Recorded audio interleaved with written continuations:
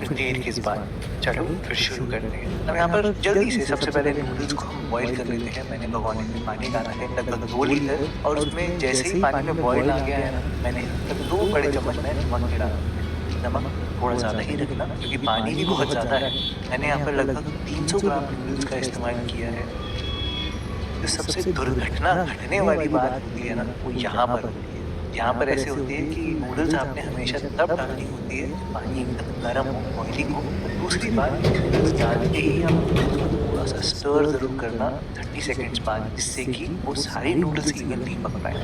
थोड़ा सा स्टर ज़रूर करना, और अब कोई और काम मत करना। सच मैंने बहुत बार देखा है, लोग नूडल्स को बॉईल करते हैं और बॉईल होने के लिए छोड़ देते हैं। क्या होता है, वो ओवर बॉईल हो जाती है दोस्तों। हमें नूडल्स को 80% तक पकाना है, पूरा नहीं पकाना, हल्का सा कच्चा ही रखना है। ये देखो, एक स्नैप होना चाहिए नूडल्स में। ये नूडल्स में भी कैरी ओवर कुकिंग बहुत होती है, वो पकती रहती है। अगर हम ओवर पका देंगे तो बहुत स्टार्ची हो जाएंगे और एकदम चिपकी चिपकी सी बनेगी। आपको बिल्कुल पसंद नहीं आएगी। नजर रखना, मुश्किल से 3-4 मिनट होंगे या जो भी आपके पैकेट में लिखा होगा। फटाफट से आप चेक करना और फिर इसको स्ट्रेन कर लेना नूडल्स को। ये देखो, मैं आपको दिखा रहा हूँ अभी नूडल्स कैसे टूट रही है, मतलब टूटते ही रिट्रैक्ट हो रही है, स्नैप हो रही है। ऐसी नूडल्स होनी चाहिए दोस्तों। और नूडल्स को छानते ही आप ठंडे ठंडे पानी से इसको धो लें। बहुत ज़रूरी है दोस्तों, ताकि नूडल्स की जो कुकिंग है एकदम स्टॉप हो जाए और आप सारी नूडल्स को अलग अलग कर पाओ।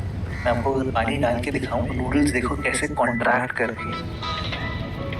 तो जितनी हीट थी गर्मी की वजह से फूली थी, उससे फूल ये होती है दोस्तों छोटी छोटी चीज़ें जो बहुत मैटर करती है। तभी मैंने आपको बोला कि नजरें वहीं पर लगा के रखो। अच्छा, फटाफट से क्या करना है आपने, नूडल्स को आप धोने के बाद अलग अलग कर लेना और इसको एक बड़ी सी प्लेट में, एकदम खुले बर्तन में, परात में, थाली में ट्रांसफर करना और इसको थोड़ा सा ठंडा होने के लिए छोड़ना, थोड़ा सा सूखने के लिए छोड़ना। अभी इतना पानी है, अगर आप यहाँ पर तेल मिला दोगे ना तो फिर क्या होगा कि सही से तेल लग नहीं पाएगा। ये देखो, मैं आपको निचोड़ के दिखा रहा हूँ, इतना पानी है दोस्तों नूडल्स में। इसकी बेस्ट बात ये है कि 10 मिनट में बनके तैयार हो जाती है। आप बस नूडल्स को ठंडा होने के लिए थोड़ा छोड़ देना, मुश्किल से 5 मिनट के लिए।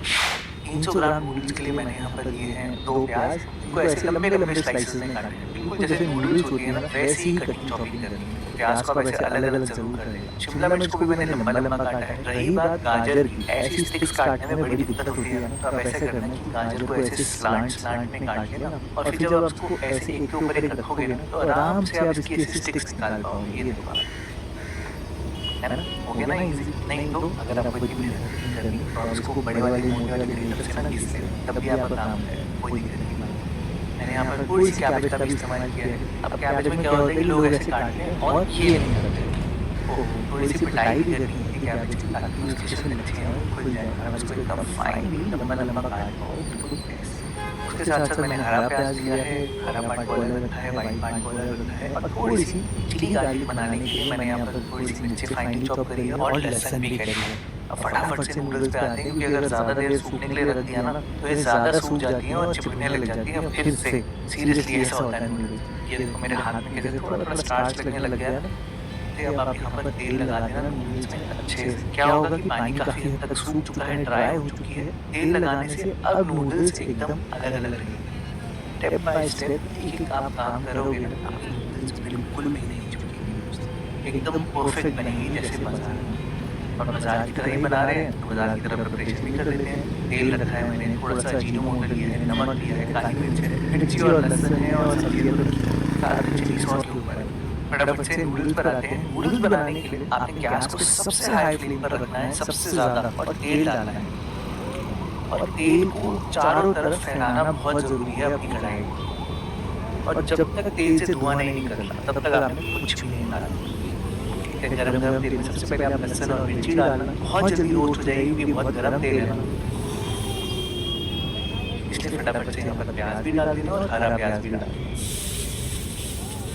मुश्किल से आपने 60 सेकंड्स तक रोस्ट करना है, बस 60 सेकंड से ज़्यादा नहीं। फिर आप बाकी सारी सब्जी डाल दें, शिमला मिर्च, गाजर और टमाटर, ये सारी डाल देना। और अब आता है असली काम रोस्टिंग का। यहाँ पर आपने सब्जियों को थोड़ा रोस्ट करना है। एग्जैक्टली मैं सच बोलूँ तो 90 सेकंड्स तक, 90 सेकंड्स टू 2 मिनट्स में आराम से रोस्ट हो जाती है सब्जियाँ। आप कोई भी कढ़ाई ले लो उसमें भी हो जाएंगी। हाँ, लेकिन बस हाई फ्लेम होनी चाहिए। और मैं ऐसा इसलिए कह रहा हूँ कि जो नेक्स्ट स्टेप है ना, उसमें आप टाइम लगाने वाले, अब क्या करना, सब्जियों को रोस्ट कर लेना, उनको नीचे रखना, वो बैठ जाएंगी सारी। फिर आप डालना गरम गरम गैस पे हाई फ्लेम पर नूडल्स डालना और इसको मिलाना नहीं है, घबराना नहीं, नीचे सारी सब्जियां पकी रहेंगी। आप फटाफट से यहाँ पर सॉसेस डाल देना कि मैंने ज़्यादा डार्क सोया सॉस यूज़ करी है, रेड चिली सॉस यूज़ करी है, साथ में नमक, अजीनोमोटो अगर आप डालना चाहते हो और काली मिर्च, ये सब यहाँ पर डाल देना और इसको अच्छे से मिला देना।